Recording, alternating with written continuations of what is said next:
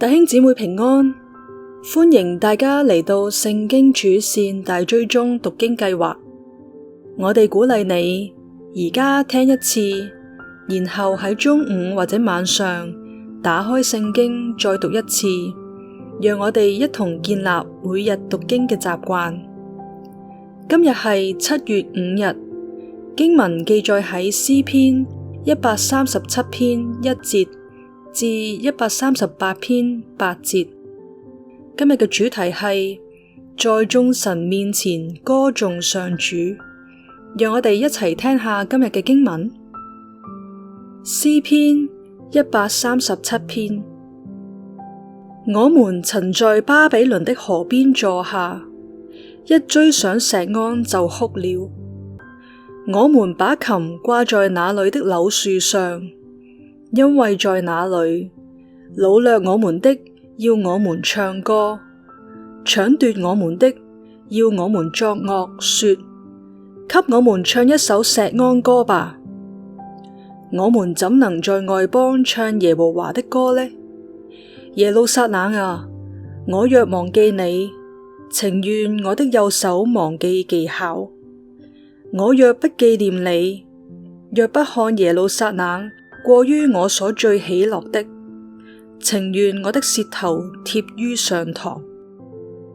耶路撒冷遭難的日子，以東人說：拆毀，拆毀，直拆到根基。耶和華啊，求你紀念這仇，將要被滅的巴比倫城啊，報復你像你待我們的，那人便為有福。拿你的嬰孩摔在磐石上的，那人便為有福。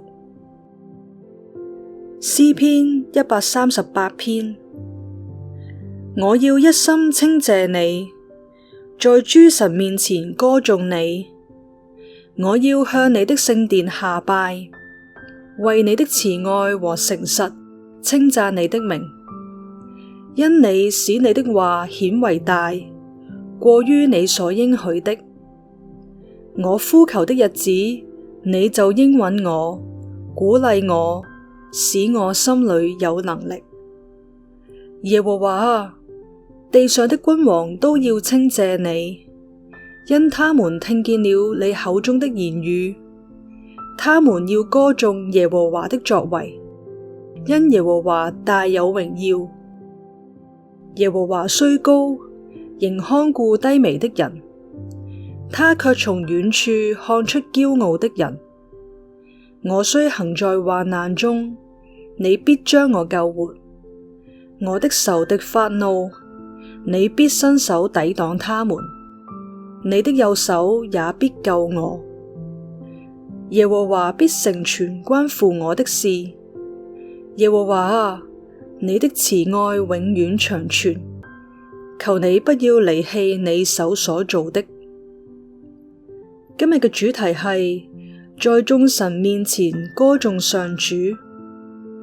第137篇回顧以色列人昔日被擄巴比倫嘅苦況，詩人表達出懷念耶路撒冷嘅情懷，並祈求仇敵有應得嘅報應。